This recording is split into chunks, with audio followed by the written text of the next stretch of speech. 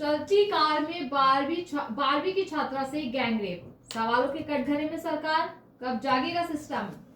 राजस्थान में एक बार फिर महिलाओं और बच्चों की सुरक्षा के सरकारी दावों की पोल खुलती नजर आ रही है। बीकानेर के नापासर थाना क्षेत्र में स्कूल जा रही 12वीं की छात्रा को 2 दरिंदों ने दिन दहाड़े उठा लिया, किडनैप कर लिया, फिर चलती कार में उसके साथ दुष्कर्म किया, गैंगरेप किया।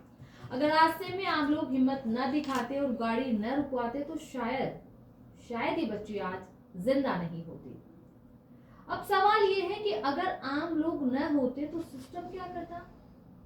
कहां थी पुलिस, कहां था प्रशासन और कहां है वो बड़े बड़े सरकारी दावे। देखिए, राजस्थान में बलात्कार अब अपवाद नहीं रह गया है, बल्कि रोजमर्रा की खबरों में शामिल हो चुका है। सरकारी मंचों से कहती हैं कि महिलाएं सुरक्षित है, महिलाओं की सुरक्षा हो रही है, और जमीनी हकीकत इससे बिल्कुल परे है। स्कूल जाती बच्चियां सुरक्षित नहीं है। अगर मैं 5 साल की बात करूं, देखिए 5 साल के अगर रिकॉर्ड की बात करूं तो आंकड़े जो सरकार नहीं दिखाना चाहती, राष्ट्रीय अपराध रिकॉर्ड ब्यूरो यानी कि एनसीआरबी के आंकड़े चीख चीख कर इसकी सच्चाई बता रहे हैं।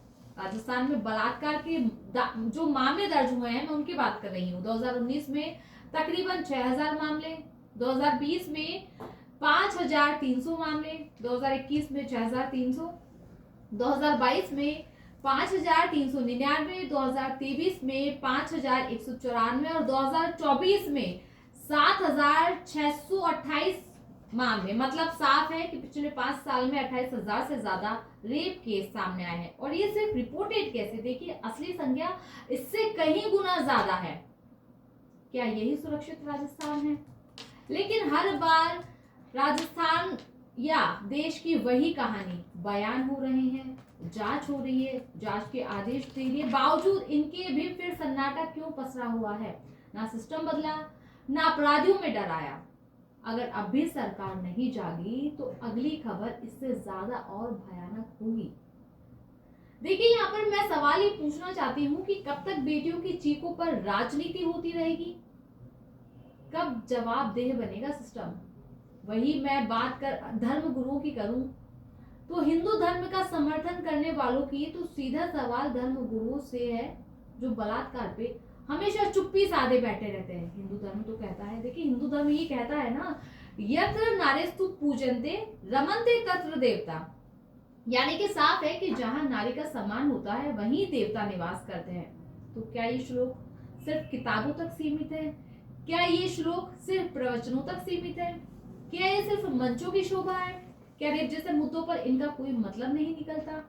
आखिर क्यों? सीधा सवाल, देखिए धर्म गुरु से सीधा सवाल मैं यहाँ पर पूछना चाहती हूँ हमारे चैनल के माध्यम से, क्या धर्म सिर्फ कपड़े, खान पान और त्योहारों तक सीमित है? क्या धर्म का मतलब सिर्फ कौन क्या पहन रहा है, कौन क्या भाषण दे रहा है, इसी पर आधारित है? जब एक बच्ची दरिंदगी का शिकार होती है तब धर्म सो जाता है क्या? धर्म अगर अन्याय के खिलाफ नहीं बोले तो वो प्रवचन नहीं है, उसे मैं यहाँ पलायन कहना बोलूंगी। आज की खबर ने साफ कर दिया है कि बीकानेर की 12वीं की छात्रा सिर्फ एक बच्ची नहीं है, वो पूरे सिस्टम की विफलता को दर्शाती है।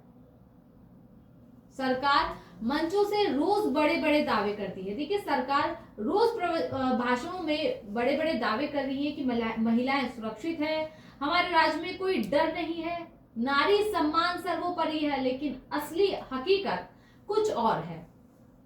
28,000 से ज्यादा रेप केस पिछले 5 सालों में सामने आए हैं, जिनमें ज्यादातर लोग जमानत पे बाहर है। पॉक्सो मामलों में लगातार इजाफा हुआ है। बीकानेर की बच्ची इस खोखले दावे की सच्चाई सामने लाई है। सिस्टम चुप है, पुलिस ढीली है और सरकार सिर्फ बयान देती है। कब तक सरकार सिर्फ और सिर्फ भाषण देती रहेगी? कब तक बेटियां हवस और अपराधियों के बीच फंसी रहेगी? वक्त आ गया है कि सरकार अब इस पर जवाबदेह बने, अपराधियों को सख्त सजा मिले और सुरक्षा केवल कागजों पर नहीं जमीन पर हो।